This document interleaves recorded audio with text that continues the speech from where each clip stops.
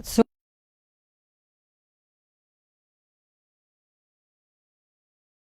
import, as well as Bangladesh will be also beneficiary. And not only that, I also offer Chittagong airport. They can use, even we have our Sylhet airport. Both airports are international airports, and I am developing another airport, that is Sohitpur airport. The Sohitpur airport, that will be a regional airport, I declare that. So anybody, it's not only India, Nepal, Bhutan, all the countries, they can use my port, airports. Yeah, ma'am, you worked ceaselessly, tirelessly for the economic upliftment of your people, especially, in the rural areas. In India, many are saying that, the SIPA, that is this Comprehensive Economic Partnership Agreement, if that fructifies, it will the industry. Tell me what you... Mr. Noodle, amazing taste.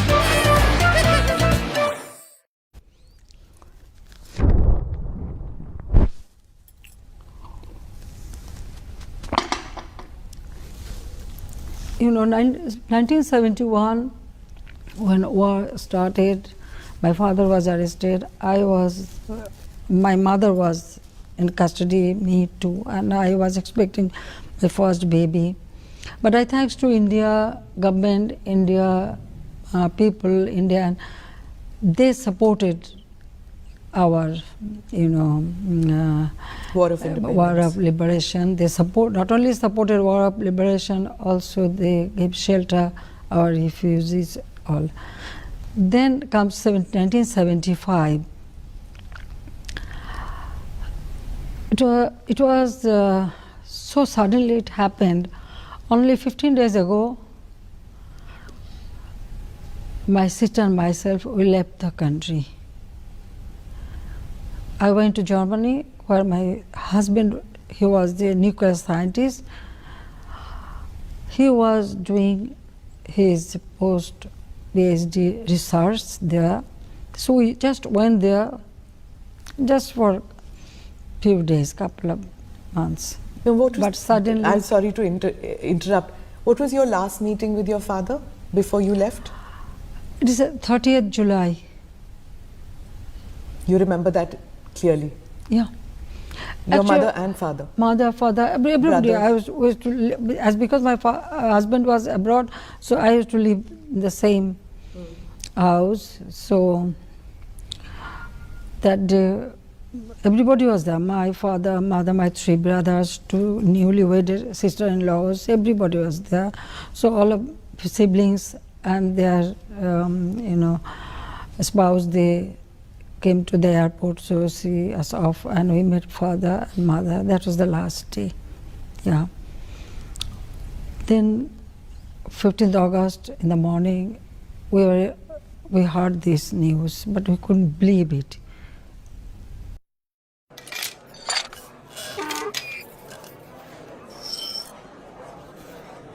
Impractical idea है. बिकेंगे मेरे armour. बहुत metal heads हैं market में. But that's not what metal head means यार. मत कर help. मैं one man army ही ठीक हूँ. With Magic Media, turn your ideas into images and videos. 1150 orders. कोई जेस्टर के कपड़े पहनेगा क्या? Canva, दिल से डिजाइन तक. Security and shelter.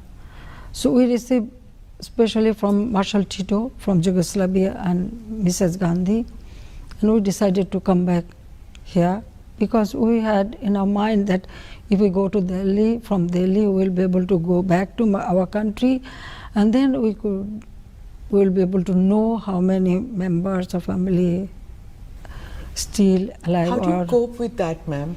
To know that your entire family is wiped out? It's a very difficult time. When I heard this news, the ambassador, Germany, Mr. Humayun Rashid Chaudhry, he called me alone and then he told me, for a few moments I didn't know where I was, how, but I thought about my sister. She is 10 years younger than me, so actually I thought how she will take it. It is so difficult for her. Then when we returned to Delhi, at first they put us in a house with all security because they are also worried about us. Did you feel that you could be a target at that stage?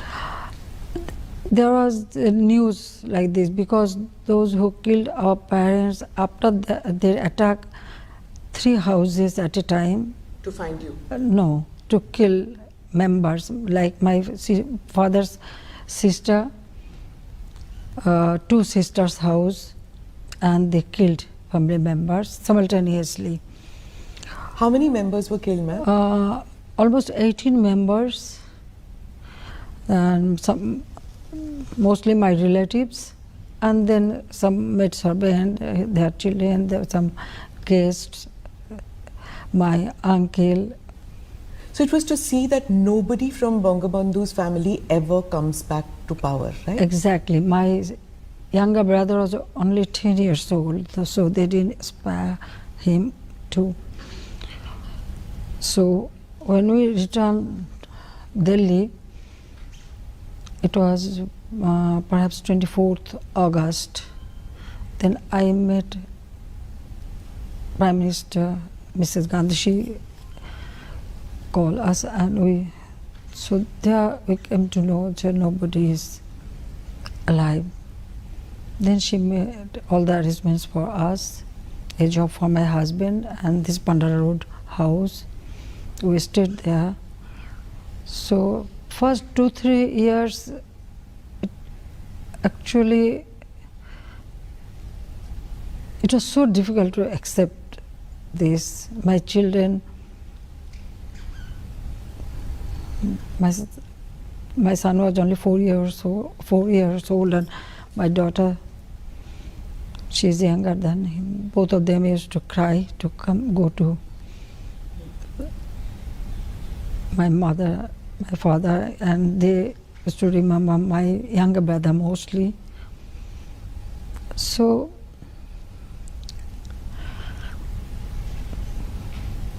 but then gradually we have, and well, as because our children, my sister is there, so this sorrow, pain, it was very difficult, but still we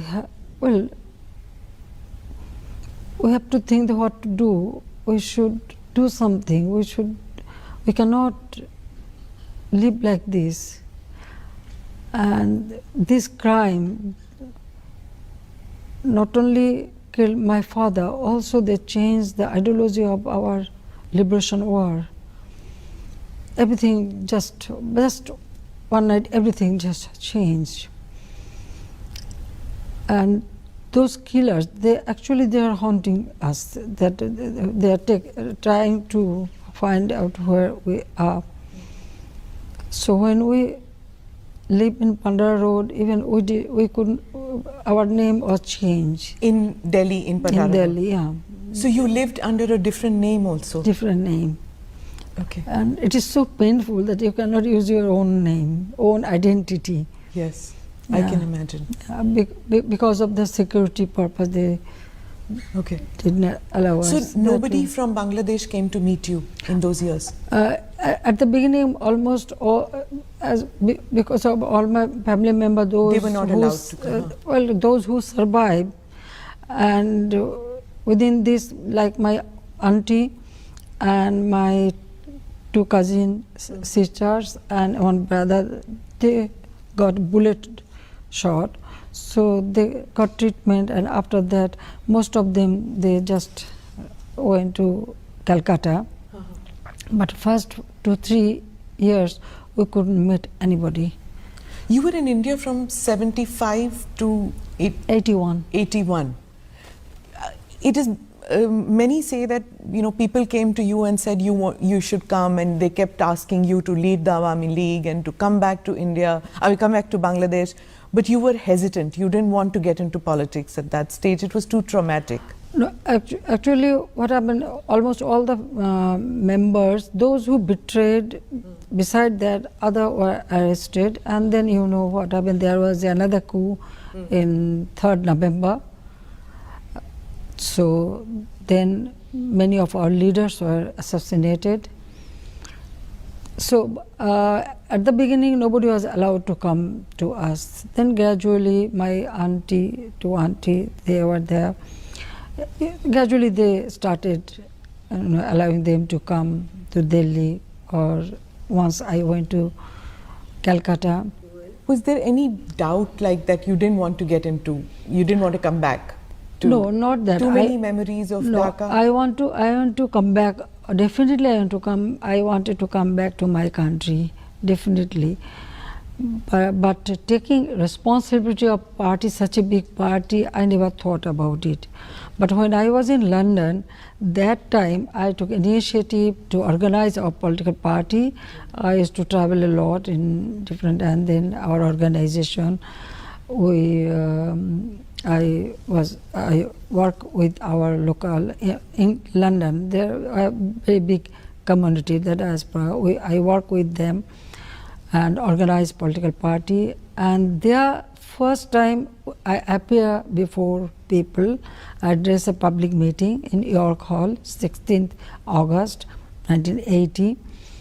There we demanded the trial of the killers. And 79, my sister, she went to Sweden.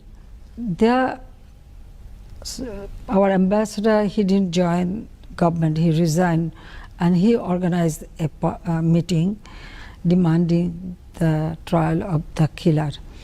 So there she attended, and in 80 I addressed him, but I never thought to take any post or position, but definitely for democracy, for rule of law, and for a trial of these killers, I was very to bring vocal. them to justice. Yeah, yes. to bring them to justice, to bring them to book, so that the trial should take place, because there was an immunity to them. There was the indemnity ordinance they issued, so you cannot demand or file any case against the killer. Killers got all type of facilities and immunity. This is very unlawful. The killer, and they killed, it's open, and they claim that yes, they committed this crime. They very vocal they were, because they thought they are very powerful. So I started yes, this justice movement, and also many member of parliaments I met in British Parliament. So we demanded for justice. Also we set up a commission. Sean McBride, Nobel laureate, Sir Thomas Williams, KC MP, all together we set up a commission, and through that commission we demanded that the investigation should take place. So from that commission, Sir Thomas Williams, visa to come to Bangladesh, but the then military dictator didn't give any visa, didn't allow him to come to Bangladesh and investigate the killing. So that was the situation, and you can understand, in one hand we lost everybody, and other hand I cannot ask for justice. Yeah. Justice was denied. So that was the situation that time. Then again I returned to Delhi, end of 80 or 81. 81. Huh. Then 81, when I returned to Delhi, in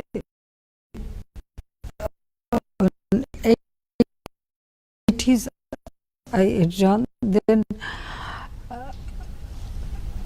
Awami League had conference, and that time they, in my absentia, they declared me as the president of the party. Ma'am, I'll steer the conversation a little bit to geostrategic issues in our region. You are well aware of what happened in Sri Lanka, and there are many observers who say that Bangladesh should guard itself from, similar situation, whether it's a Chinese debt trap or whatever. Do you see any parallels that the challenges that Bangladesh could face? No, not exactly, no.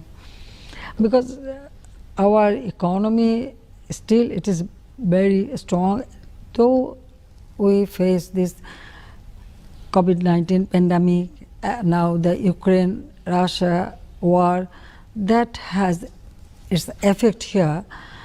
But in a debt rate, Bangladesh always pay timely all the debts, so our debt rate is very low in context of Sri Lanka. Then our economy trajectory and the development, it is very, but that means very calculatively we prepare and we take the plan. So because it is very calculative way we are developing, I feel that we will not face the similar situation. Not only that, in the policy matter, COVID-19, I call upon our people, and also we provide all kind of support and inputs up to the village level, and also encourage our people to grow more food item, as much as food they can grow. I always supported them that what you should do, you should grow your food so that we should not depend on others. Imports and things. And side by side, this war, that it has bad effect, no doubt about it. Especially the things we import from other country. Now it is, I think whole world is facing economic problem. We are also. But yes, there are some people, they raise this issue, oh, Bangladesh will be Sri Lanka, this and that. But I can ensure no, that will not happen, because we all our development plan, what we prepare and we implement, always we see that what would be the return, how people will be beneficiary. Otherwise, I don't take any project with just spending money. No. We will spend money, we will take loan, but after completion of this project, what will be our return, how our economy will develop, and the people will be beneficiary. That is our priority. So that way we are taking all the plans, programs. Unnecessary, we don't spend any money. Ma'am, you spoke about your battle against COVID-19, and you vaccinated almost more than 90% of your population. What do you have to say about the Vaccine Maitri program? Did Bangladesh benefit from it? I really thanks to Prime Minister Modi to take this initiative, and that way he contributed vaccine to not only Bangladesh, also some South Asian countries, and it's really very, very helpful, and it's a very prudent initiative he has taken. And beside that, we bought vaccines, with our own money, and also many other countries also contributed. And we pursue our people for vaccination. Usually, people from our country, especially the village level, even some in the town also, I found many people very much reluctant to take vaccine. They don't want to take the, pinch of the needle or sui nail in a hay. So, but we have to pursue them, and we told them that it is nothing but it will save your life. Yes. So that we engaged everybody so that they make people. So it was really a very good initiative. This vaccine mochi is a very good initiative. I really support it. So there's been, Western observers are often critical that SARC, the countries, member countries in SARC, they don't cooperate as much as other groupings do. But this vaccine Maitri and also the evacuation of students from your country, from our country, that happened. That took place because of cooperation between the two countries. That's true. I really, thanks to Prime Minister again, that during this war between Russia and Ukraine, many of our students just stuck off and they came to Poland, took shelter. But when you evacuate your student, Indian student, they also brought our student back home. So it was really, you have shown a really friendly gesture. I thank to Prime Minister for this initiative. And yet, ma'am, even though there is cooperation between India and Bangladesh, but when it comes to water sharing, there has always been trouble. Even though there are more than, I think 50 rivers which India and Bangladesh share, in spite of that, the amount of cooperation that should have been there, probably it slowed down. Even on Teesta, after so many years, the meetings didn't happen. Do you think that now, it can move forward? It is very sad that we are in a, downstream. So water is coming from India, so India should show more broadness, because both the country will be beneficiary. So sometimes our people suffered a lot because of this need of water, especially Teesta. We could not go for harvest and so many problems take place. So I think it should be solved. But yes, we found that Prime Minister is very, eager to solve this problem, but the problem is in your country. So we hope that it should, it should be solved. It is, only Ganges water we share, the water we signed the treaty, but we have another 54 river. Yes. So it's a long-standing, problem. So it should be solved. Right. But it depends mainly on India. On India.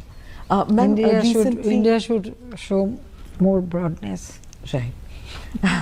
Ma'am, recently, you had told the minority in your country, the Hindu minority, that you people have as many rights as I have.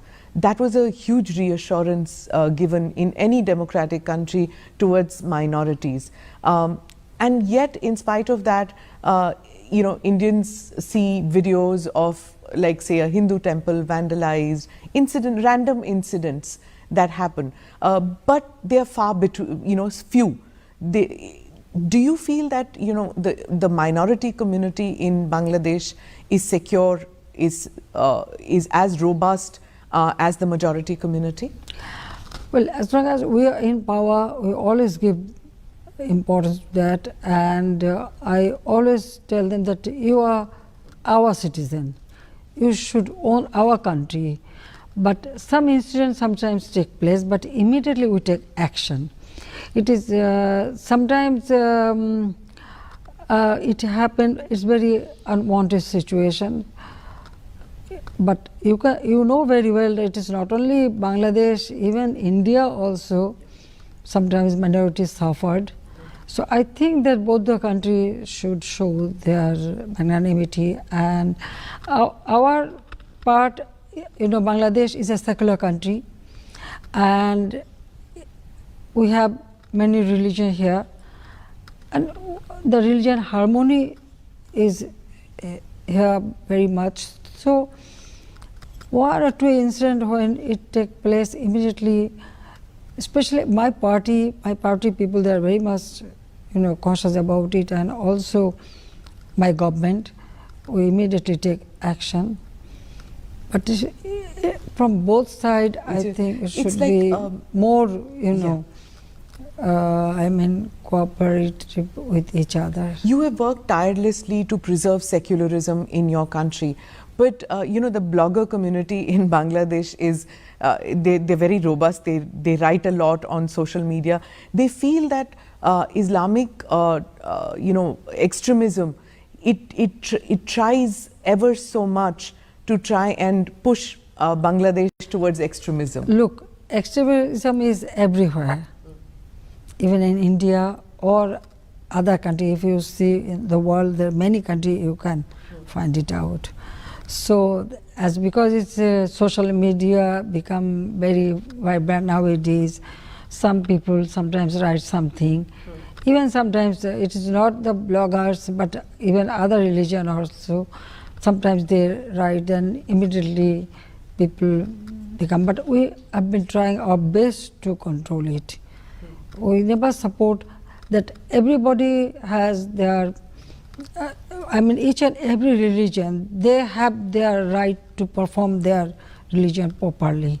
And one should not say such a thing that which will hurt the other religion. This is not good.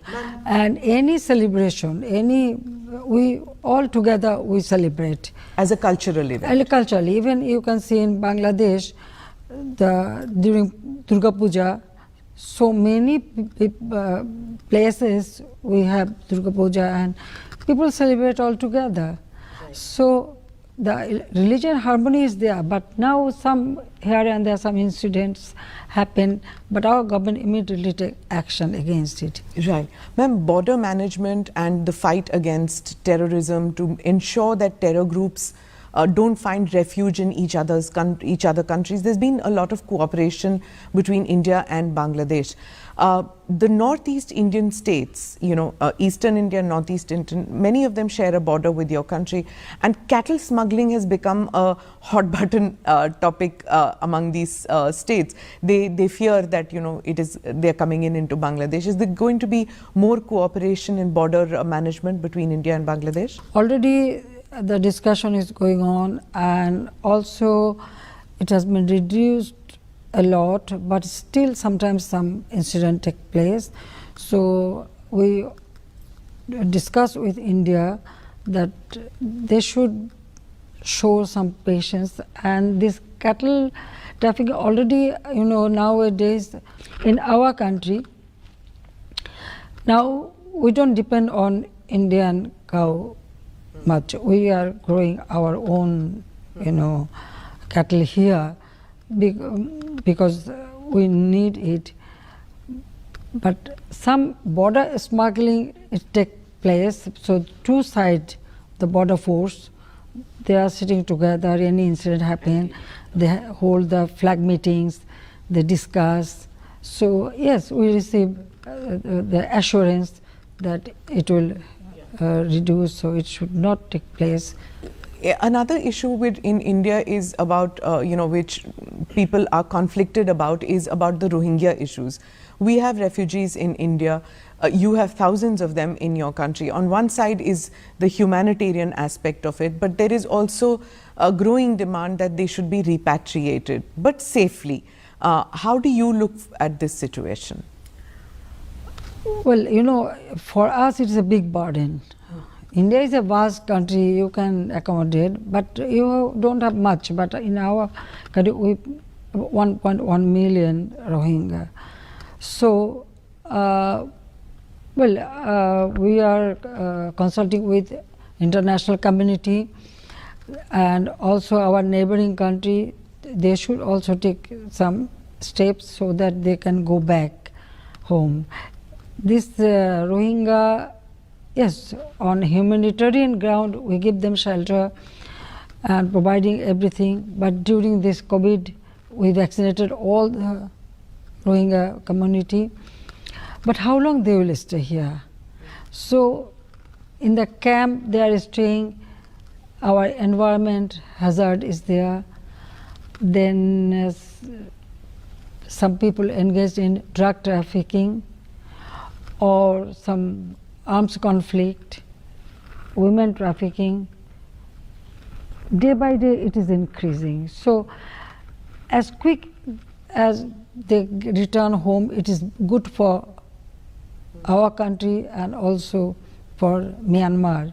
So we have been trying our best to pursue them. We are discussing with them, and also the international community like ASEAN or UNO, then other countries. We really, yes, that time they were facing many trouble, you know that. So we have given them shelter, but now they should go back to the country. But India as a neighbor country, they can play a big role on it, I feel that. Ma'am, you took over the mantle from your father.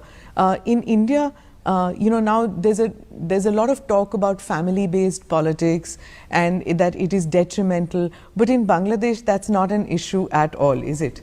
That's true. That is not issue. Would you like your son to join politics? And look, he's now grown-up man, so it is up to him. But he's working for country like the digital Bangladesh we set up. All the satellite or submarine cable or computer training, everything, this digital system, it is his idea, and he is, assisting me, and he is doing it. But he never thought about taking any position either in party or ministry. No, he didn't. Even in our party conference, there was a tremendous demand for him. Then I asked him, you go to the microphone and tell what you want to do. And he did it. He said, no, I don't want any position in the party at this moment.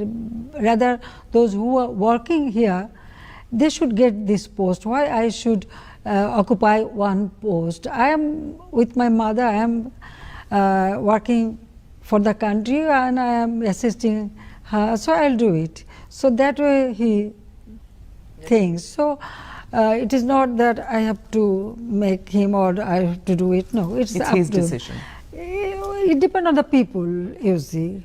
One keeps reading and one is reading reports and seeing that the condition of people in Bangladesh has improved vastly.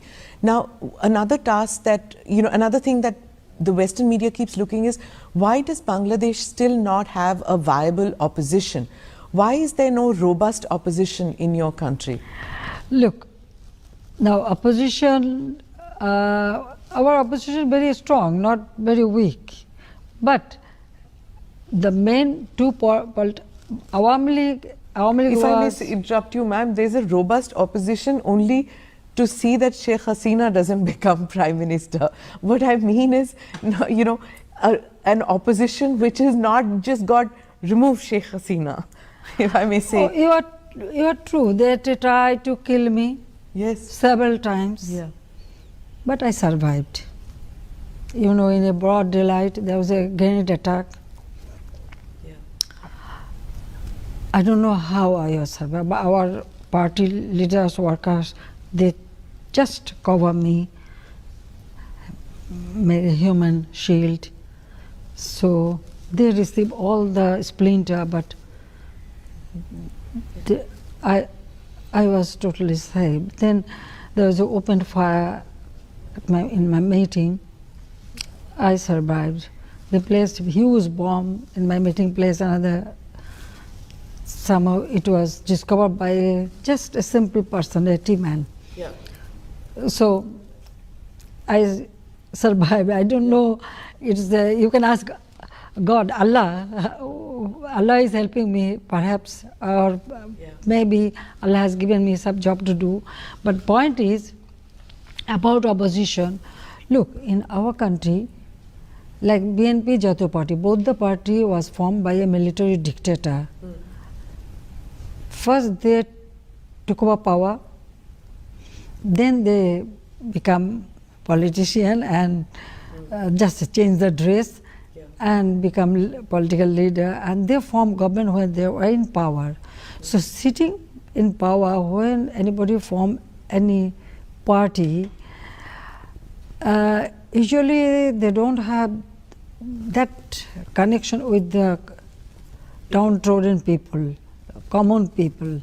But Awami League is a party, you can say that's in subcontinent, Awami League is the oldest political party. That 1949 this party was formed. So we have our our main root and our main power is our people. So when people found that yes, if this party remains in power, then we receive good opportunity to build up our future or our life.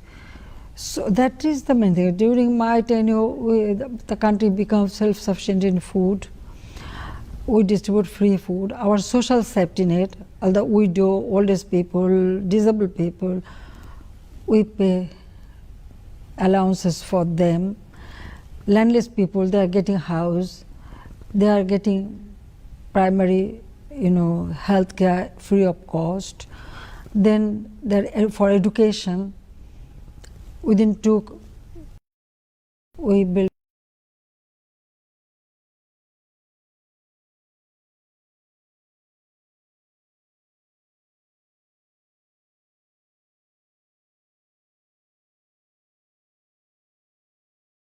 because I want to create job opportunity. So there's nobody in the opposition then who can promise or want to do what you're doing. Isn't that the case? Well, if you go through our history, you will see that when other party was in power, what was the situation in the country? Just to remain in power, keeping or grabbing the power, they killed our party leaders' workers. Yes. There were coup d'etat in this country almost 19 to 20 times. They killed people. They throw bomb or they set fire in the train or private car or CNG or rail, everywhere they killed people. That is their, movement in opposition. So when people see that they are killing innocent people in the name of movement, then why they should support them? And during that time, the corruption, all through their corruption, they made lots of money. So then the terrorism, can you imagine that in this country, one day, within 1 hour, 500 places bomb blasted. Serial blasts. Yeah. So that way, all the misrule and misdeed and terrorist activities and corruption, nepotism, so people rejected them. Right. That is the main. But when Awami League again came back to power, we work for country's development. We didn't indulge in taking revenge or anything. All our energy, our power, everything we use for development.